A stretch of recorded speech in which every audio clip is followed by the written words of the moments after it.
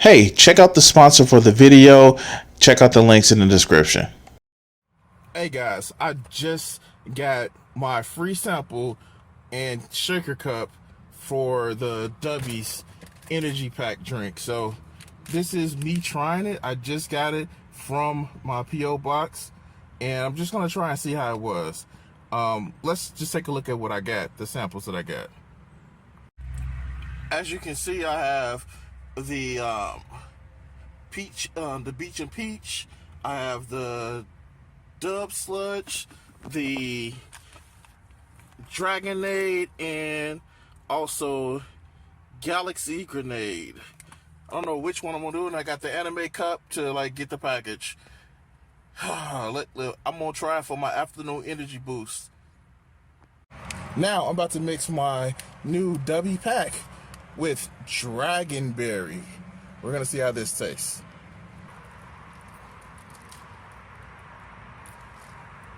Not too bad. I think I'm gonna sip on this for the rest of the day. It's about 3 hours till I get off of work, and we're gonna see how this actually makes me feel. So, small little correction. I actually had the Galactic Grenade earlier. Tastes actually awesome. And didn't get the jitteries. I actually drank it over an hour-long period, and I still got enough energy, enough mental focus. I guess this is good to go.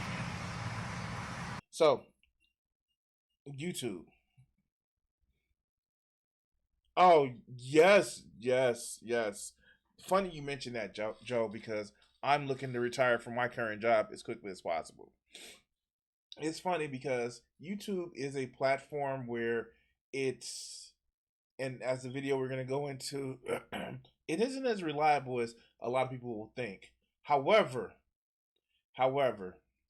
it may even be more reliable than my job, because I got an email about a month ago saying how, oh, we're going to help support the call center by hiring 60 people outside of the country. And when I first saw it, I was just like, yeah, they about to give us our walking papers, which is fine. I don't mind my walking papers from this shit ass job that I have right now. But, could I replace it between YouTube and my art? I don't know. And quite frankly, is it worth trying? Let's listen to this video and see exactly what can actually be determined by the inshitification of YouTube. Shall we? YouTube is getting worse, and that's because it has to. It's not just you imagining things. YouTube is forcing people to turn off their ad blockers, recommending bad content, removing user feedback, allowing progressively worse advertisers on their platform, and trying to keep up with every new trend in video. I hate to be Okay, I like softcore porn as much as the next person that can see real porn. I mean that, I like watching softcore porn. Sex is fun to me to watch. However, the whole whisper in somebody's ear and make them feel like something is crawling up their motherfucking neck. No, that shit don't turn me on at all. But let's continue. Be the one to tell you, but it's not going to get better from here. I get that they're not removing the button. Apparently the button's still going to be there, but it's not going to do anything. YouTube has confirmed that it is experimenting with blocking some users with ad blockers enabled from watching. Yeah, so if you don't know the recent discourse, YouTube is actually starting to ad block, and is Louis Rossman, who is kind of a libertarian, actually like to say that they're looking for, instead of trying to go out and find new revenue, they're looking for change in the couch. And that's leaving YouTube in a bad situation. And so, yeah, it's not looking good for YouTube. But let's go. Watching videos on the platform. The update from YouTube is that the dislike button is staying, but the dislike counts will now be private. This video is not the billionth episode of YouTuber Complains About YouTube. Instead, I want to look at the 4 business fundamentals driving decisions that is already making the platform worse for creators and viewers. My own controversial opinion on this is that YouTube has become trapped actually paying creators too much, which is a really dumb thing to say as a full-time YouTube creator. So, really, are YouTubers being paid too much? Are they? I mean, like, if I want this to replace my job, and if you want to actually help, you can actually always subscribe to my Patreon or my Twitch, YouTube memberships. I got all type of shit. Oh please, YouTube kept pulling, so the tick remove videos in my feed. Yes, we're just talking about the financial decisions right here, Joe. We're not talking about the social ramifications, because YouTube can't be held responsible for that shit. Safe harbor protections and everything, right? Let's go. But by the end of this video, you might just agree with me. YouTube has monopolized the online video sharing market. The runners-up, TikTok, Facebook, Bilibili, and Twitch don't even come close in terms of total engagement. Wait, Bilibili, like, that's... I only know that as, like, a anime platform. Oh, shit. Is it a real social media platform? Oh, shit. Okay. Alright, wow. I didn't know that. Wow, okay. Okay, let's just go. Of these companies, only Meta's Facebook competes with YouTube's core offering of user-generated video on demand, but that is secondary to Facebook's core functionality of keeping up to date with what the boomers are angry about. So yeah, this is actually really true. Most of the videos on demand content that you see on Facebook are just like people doing like live videos. I think I may actually like extend my like. If you follow the channel long enough, you'll know that I actually have had I've had my live streams linked to Facebook, and yeah, I'm still gonna actually do it. I'm gonna continue to do it, but I need to pay for the restream. But right now, money is looking a little bit funny. All right, let's go. But yeah, no, it's a great way of expanding, and Facebook actually has a great monetization system for people that stream games live, but they're just not known for it. In some ways, it's actually better than Twitch. But let's go. All of the other platforms operate in a niche, like short-form content on TikTok, live video streaming on Twitch, and servicing the Chinese market for Bilibili. These sites don't compete with YouTube, but YouTube does compete with them. Months after TikTok started gaining market dominance, YouTube reacted by launching YouTube Shorts. And the site also competes directly with Twitch for live stream content. Having monopolized the market for video streaming, moving into these other niches was good, but it created the first reason why YouTube has to get worse. It's doing everything badly instead of one thing well. Despite its dominance, there are certain video categories that YouTube has failed dramatically to break into. Exactly. The biggest missed opportunity is premium paid content. YouTube operates by making a tiny amount of money off a massive amount of people, and that... Wait, why did she come out dirty like that? I'm so confused. I'm sorry, it's just like some of the videos that you see. Anyway, no, this is actually true. Like YouTube, their live streaming is actually great. They, in a little bit, they kind of now have better discoverability than Twitch, and also with the whole letting your subscribers know when you're live is actually a lot better than what you see with Twitch. But the email communication is just horrible. But it is getting better. But it'll never be the place for Twitch, because let's face it, Twitch has more of the audience that Twitch actually has cultivated is a lot of left-wing people. Like, that's why their moderation is so moderation. So they have a lot of left-wing people. A lot of the right-wing people either stayed on YouTube or just migrated back or got kicked off and went to even more extreme platforms. means the content on their site is necessarily low budget. The largest creators on the platform may wow viewers with how much they spend on their videos, but even Mr. Beast is only creating something that is akin to a mid-budget reality TV show. Exactly. He also produces less content than a similar show that would air on traditional media outlets because his videos are shorter and released less frequently. So that's the thing. YouTube did actually like it made it where you are the star. You're the TV. But you get just like a mid-budget reality TV show, and then you just realize how fucked YouTube is as far as how much content put out. I try to put out 3 episodes or 3 live streams a week, and if I could, I would try to split those off to more of like at least a video a day. But even still, those aren't compared to like a nightly news commentary show. It's nowhere near. Now, if you have big production companies, yeah, like you can actually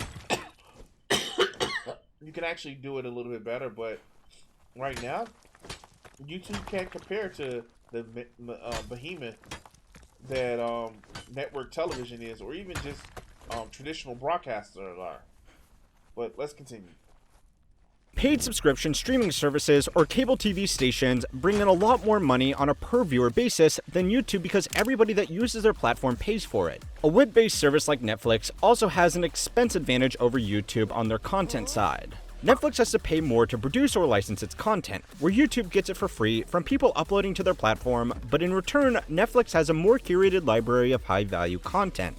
In a Bloomberg feature from 2013, the company revealed that it compressed its entire library of movies and TV shows into a 2.75 petabyte master catalog.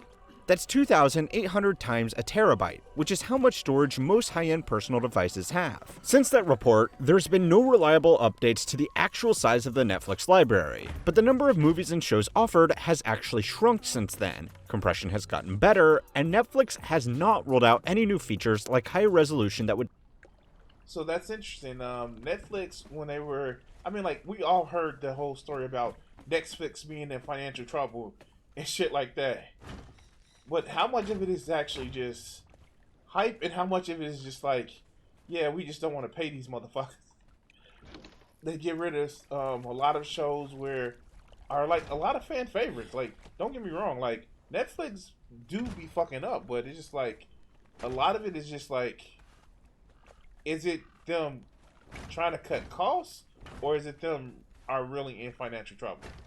Or like what I suspect is they're just trying to please the shareholders. But I don't know. But let's go. Demand more storage. YouTube has that much data uploaded to its servers every single day. Netflix and other streaming services pay for their content through licensing deals. YouTube pays for its content by handling billions of videos that will never get a single view so they can keep the tiny fraction of videos that do bring in revenue. Making a little bit of revenue from a lot of people is not as scalable as making a lot of revenue from a few people. Despite its undisputed market dominance, YouTube makes roughly 1/4 the revenue of Netflix, which operates in a market with roughly a dozen strong competitors. There are no new people left to sign up to YouTube. Everybody that wants to watch videos on the internet will already use it unless they live in a country where their access is restricted. When billions of gigabytes worth of data are being uploaded on servers every day, the only thing the company has left to do is switch from getting more users to getting more out of the users they have. The first way they did that was by offering more options. Now on YouTube, you can watch short form, live streams, and pay-per-view movies, in addition to regular user-made videos on demand that people typically came to YouTube to watch. There's only so much space on the site's home screen and recommendation sidebars, so all of these options are leaving less room for the stuff that people usually came to YouTube for. So that's actually really, really telling, because what I get from that, they sunk a lot of cash into repurposing the Egyptian theater in Hollywood. I didn't know that. I know they actually did try to get a lot of their TV shows to be produced in where they actually try to get them into movie theaters, like for Oscar bait and shit like that. I know that is something that happened. So yeah, I didn't know that they that's what happened with some of the stuff that they did. Yeah, and it would show their movies on weekdays showing the inside Yeah, $50 million. They could have bought like 3 Dave Chappelle's. No, that's just one Dave Chappelle's. I guess one Dave Chappelle or 3/4 of a Dave Chappelle with inflation. With more competition than ever and less real estate on the site to fight over, even respectable creators have had to resort to clickbait thumbnails and videos that they know will do well. The site I mean, like, at least how money works is being honest. They do clickbait shit, like they do. But let's go. is also fighting itself for parts of your screen that actually makes it money. For those of you brave enough to use YouTube without an ad blocker, the site has been trying to push larger banner ads into the limited screen space it still has left, only splitting people's attention even more. For those of you who do use an ad blocker, don't feel too smug just yet, because it's time to learn how money works to find out why YouTube has to get worse. This week's lesson is sponsored by Trade Coffee. Now, I know you probably already know this by now, but I drink a lot of coffee in order to keep up with all the work I'm doing on this channel and my newly launched newsletter, Compounded Daily. But I've been sticking with the same. So I wonder, and this is just me. I'm not speculating. I'm just speculating. I'm not saying one way or another. So this channel, I watch it. It was another channel I watched called Business Basics, and it kind of was the way it first started. It started off like it seems like it was just one person doing it. Then it started to seem like it was more of a content farm than anything. Like, I don't know, and I'm not saying this creator per se, but it seems like a lot of creators, they get a big channel, start hiring a lot of staff, and then they I don't know, lose the plot. I don't know. I'm not, you know, the whole Illuminati thing kind of like put a lot of stuff in perspective, I should say. Let's go. Coffee for a while. I mostly just drink the same boring coffee just to get me going. But now, since I've been using Trade Coffee, my old coffee just seems gross and disgusting.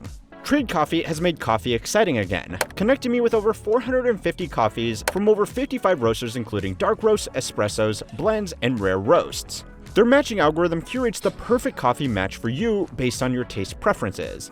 For example, I enjoy a dark roast with a comforting and rich taste, so Trade matched me with Mother Tongue Coffee's Nebula Dark Roast, and it was incredible.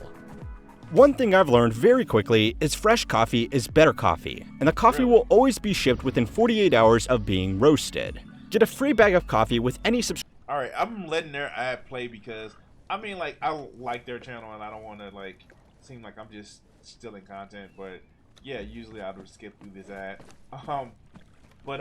Yeah, I was never a coffee drinker myself. I don't know. I do enjoy the shit out of tea. Like, man, give me some tea any day of the motherfucking week. Well, let's go. Subscription purchase by going to drinktrade.com/howmanyworks. With free shipping, customizable plans, and anytime cancellation, Trade is making it easier to discover better coffee. YouTube does have a premium subscription service that costs $13.99 a month. Yeah, it was up from 11. Yeah, up from 11. $13.99, up from 11. But let's go. Which is more expensive than the cheapest Netflix plan, which is $6.99 a month with ads, but cheaper than their standard plan, which is $15.49 a month, which would be the most fair comparison because one of the biggest perks of YouTube Premium is the elimination of ads. YouTube Premium is actually a great service, and despite a common misconception, it still helps creators because Google splits premium revenue with creators the same way they split ad revenue. But it remains very unpopular, with less than 1% of users paying for a premium subscription to use the site because people are less likely to pay for something they are used to getting for free. And that's why the second reason YouTube has to get worse is all about the content. Most of the content you watch will be made by the top 1% of creators. According to the analytics firm PEX, less than 12% of videos uploaded to the site get more than 1,000 views, and only 0.77% of videos uploaded get over 100,000 views. So yeah, my videos are in that less than what is that? Less than I don't get any play at all. But yeah, we're still trucking, we're still driving. By the way, like, share, subscribe, and if you're watching the live stream, hit Hit that like button. All right, let's go. The report also discovered that those videos which accounted for less than 1% of total uploads received 75% of all viewership. Creators making these videos consistently are doing it as at least a full-time job, and some make it a full-on business with employees helping them to make videos. The people you watch most are financially dependent on your viewership, so when the platform they built their audience with changed its business strategy from getting more users to getting more money out of existing users, the creators had to follow suit. Advertisers can now more carefully select exactly who they want to target with YouTube with their ads. But since YouTube, through a Google account, doesn't actually collect much information about their users directly, they have to figure it out based on what they are watching. Certain, safe, advertiser-friendly niches now attract a lot more money than they have ever before as YouTube becomes a more mainstream advertising platform. But a lot of creators in other content niches are getting no revenue at all. I need to do the Jerry Springer thing. Oh God, no! I don't like that much drama. I just do not like that much drama. Well, okay, I lied. I love that much drama. I just don't partake in it because I would become addicted to that much drama.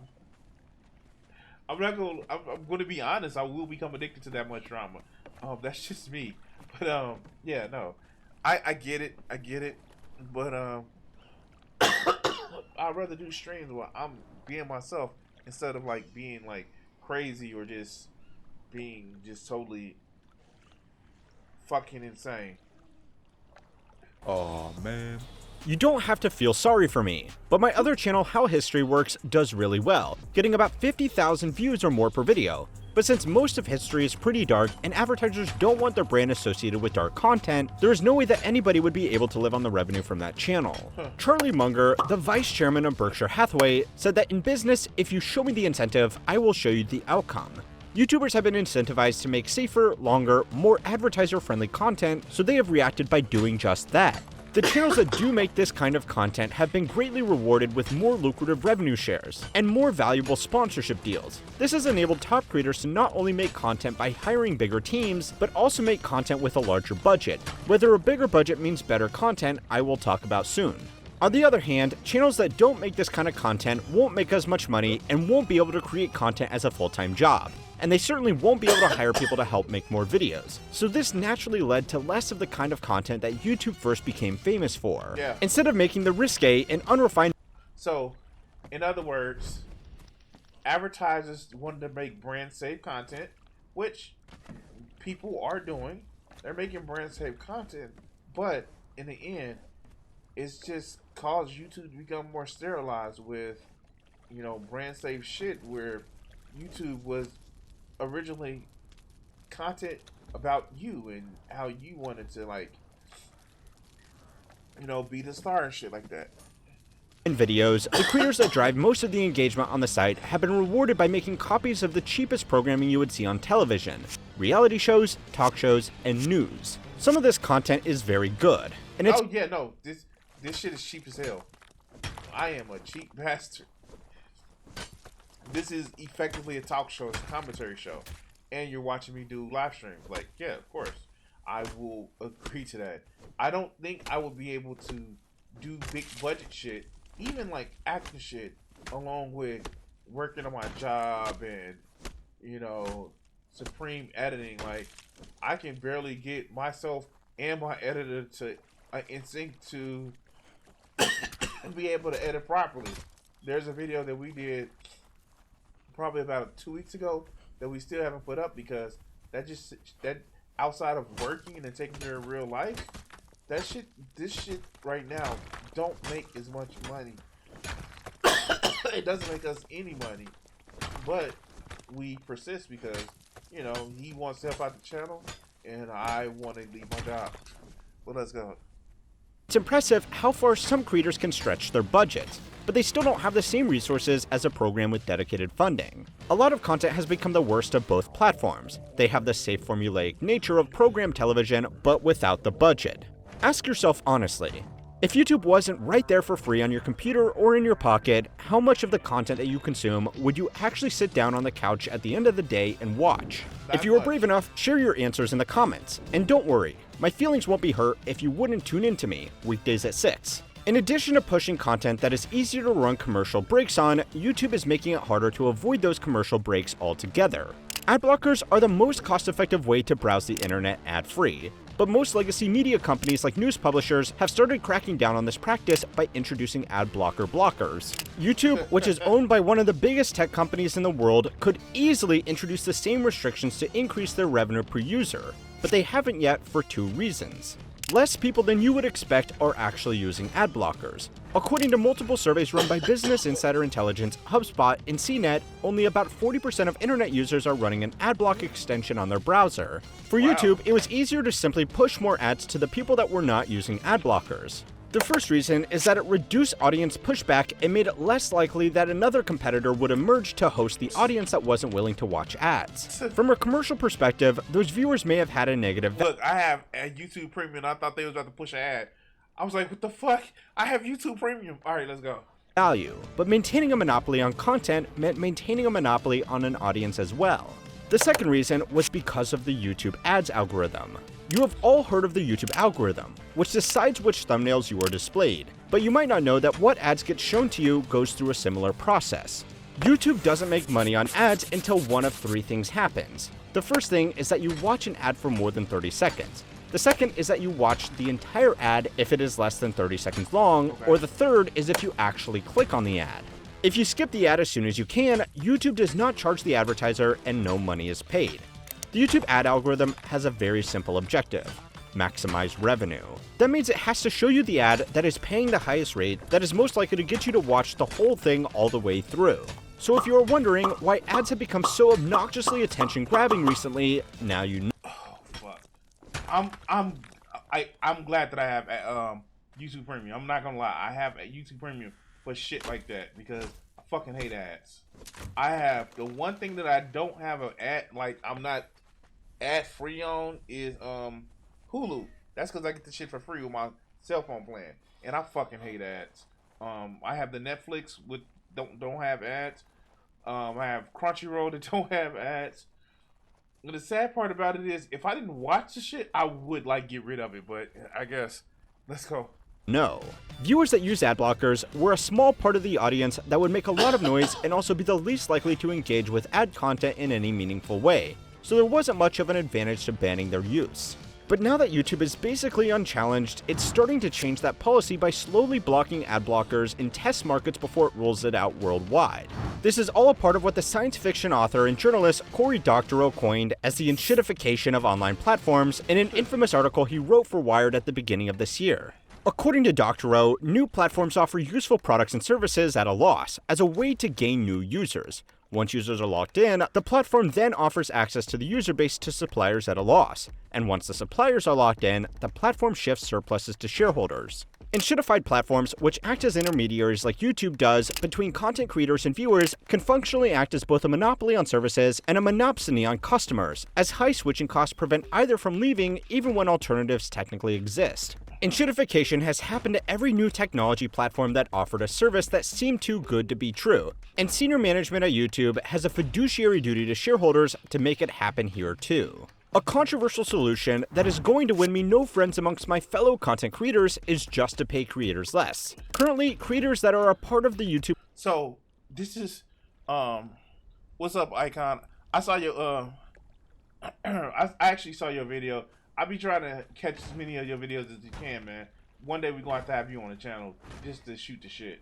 But yeah, I have Spotify, but that's because I actually listen to music. And it's certain music that's not on YouTube that I want to actually. You would think it'd be like bad music, but no, it's like certain music that is not on YouTube, and yeah, I have Spotify for that shit. To partner program get 55% of net revenues from ads displayed on their long-form videos, and 45% of the revenue from the Shorts ad pool prorated on their share of views. YouTubers are more stuck on this platform than viewers, and if people think of it as a place to share videos that they are proud of instead of a place where they can get rich, it'll greatly improve the content quality on the platform. It's that slow and steady approach that saved another one of America's most powerful companies in the world from not only 1, but 5 market crashes. Only where YouTube has only been around for... no, go ahead, man. Enjoy the rest of your night. Enjoy your day. And yeah, Netflix has ads. It's the cheapest plan, but they have ads now. They done turned it to Hulu. For 18 years, this company has survived for 154. So go and watch my new video over on how history works to find out how Goldman got its sacks. And remember, if you want to watch these videos daily and get daily articles that will never be made into videos for YouTube, then subscribe to my new email newsletter, Compounded Daily, to keep on learning how money works. That was an interesting video. That was interesting. Like I said, it's actually pretty good. It's pretty good. And yeah, no, I actually like watching how money works. I enjoy the channel. But anyway, guys, will the platform of YouTube get better before it gets worse? Can you still like make a living off of YouTube? Is it still as like volatile as is it still more volatile than having a real job? Tune in next time if Crimson starts to get more than 1,000 subscribers. And you know what that means. Like, share, subscribe, and all the other good shit. We're gonna cut this video segment here. I want to say thank you to all my Patreon supporters and my Twitch subscribers. Join the Guardians, become a member, or become a subscriber on YouTube, Patreon, and help support the channel. Thank you for watching this video, and the next one should be popping up on your screen. Subscribe, and if you haven't checked it out and want to help out the channel, check out my Patreon. Thanks.